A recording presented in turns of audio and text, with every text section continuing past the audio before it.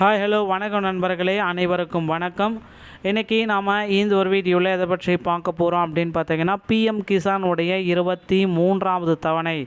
So June மாதம் எல்லாமே சொல்கிறீங்க. அந்த ஜூன் மாதமும் ஸ்டார்ட் ஆகிடுச்சு. இப்போ ஜூன் 30ஆம் தேதிக்குள் உங்கள் அக்கௌண்ட்டுக்கு இதை கிடைக்கும். இதை செஞ்சல அப்படின்னா உங்கள் அக்கௌண்ட்டில் இந்த பிஎம் கிசானுடைய தவணை தொகை கிடைக்காது. என்ன பண்ணணும், யார் யார் இதுக்கு தகுதியானவர்கள், எவ்வளோ பேர் ரிஜெக்ஷன் லிஸ்ட்டில் வந்திருக்காங்க என்பது எல்லாமே வீடியோ பதிவில் பார்க்கலாம். நீங்கள் நம்முடைய சேனலை முதல் முறையாக பார்க்குறீங்க அப்படின்னா மறக்காமல் ஒரு சப்ஸ்கிரைப் அண்ட் பெல்லை கிளிக் பண்ணி வச்சுக்கோங்க.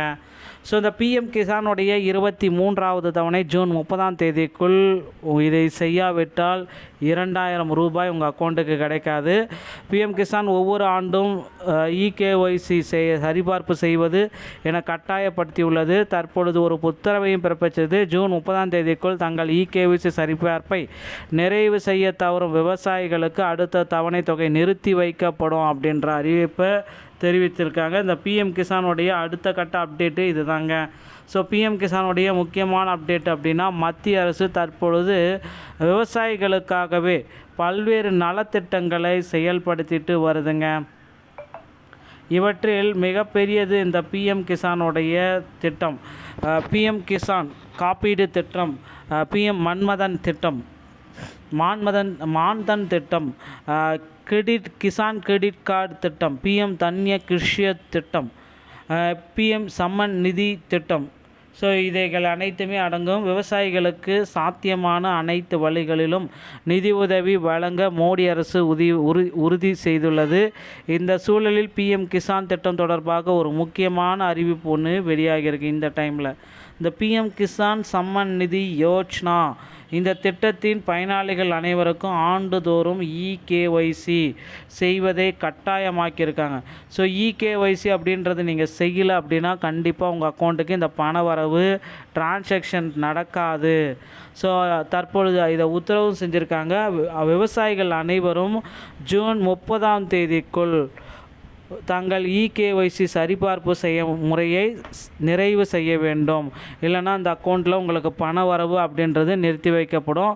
ஒருவேளை பயனாளி இகேஒய்சி செயல்முறையை நிறைய செய்ய தவறினால் அவருக்கான நிதி உதவி நிறுத்தி வைக்கப்படும். ஸோ இந்த திட்டத்தின் கீழ் தகுதியுள்ள விவசாயிகளுக்கு சரியான முறையில் உதவ வேண்டும் என்பதே இந்த முடிவினுடைய நோக்கம் அப்படின்னு சொல்லலாம். மேலும் இகேஒய்சி இல்லாமல் இந்த தவணையே கிடைக்காது அப்படின்றதையும் குறிப்பிட்டு சொல்கிறாங்க. ஸோ பிரதம மந்திரி கிசான் சம்மன் நிதி யோஜனா திட்டத்தின் கீழ் பெரும்பாலான விவசாயிகள் தங்களை பதிவும் செய்துள்ளனர். அதிகாரிகளின் தகவல் படி சில சமயங்களில் தகுதியற்ற நபர்களின் பெயர்களும் தவறுதலாக இப்பட்டியலில் சேர்க்கப்பட்டு விடுகின்றன. எனவே ஒவ்வொரு ஆண்டும் இகேஒய்சி சரிபார்ப்பை செய்வது கட்டாயம் என தற்பொழுது அரசு ஒரு உத்தரவை பிறப்பிச்சிருக்காங்க. அதாகப்பட்டது ஜூன் 30ஆம் தேதிக்குள் இகேஒய்சியை நிறைவு செஞ்சே ஆகணும் அப்படின்றது கட்டாயமாக்கியிருக்காங்க. அதுக்கப்புறம் பார்த்திங்கன்னா 2 வழிகளில் உங்களுடைய இகேஒய்சியை சரிபார்ப்பு பண்ணிக்கலாம் அப்படின்றாங்க. ஸோ பயோமெட்ரிக், ஓகேங்களா, முதல் வழி அப்படின்றப்போ பயோமெட்ரிக் இகேஒய்சி. இந்த வழியின் மூலம் விவசாயிகள் அருகில் உள்ள ஜன்சே கேந்திரா, அதாவது பொது சேவை மையத்திற்கு சென்று தங்கள் கைரேகை அல்லது பெருவிரல் ரேகையை பயன்படுத்தி இந்த செயல்முறையை நிறைவு செய்யலாம். இதற்கு விவசாயிகள் ஆதார் அட்டையுடன் இணைக்கப்பட்டுள்ள கைபேசி எண்ணும் தேவைப்படும். இது பார்த்திங்கன்னா இந்த பயோமெட்ரிக் கேஒய்சி. அடுத்து ஃபேஷியல், 2வது முறை அப்படின்னு நம்ம பார்க்குறப்ப ஃபேஷியல் முக அங்கீகாரம், ஓகேங்களா, உங்களுடைய முக அங்கீகாரம் கண்டிப்பாக கேட்குறாங்க.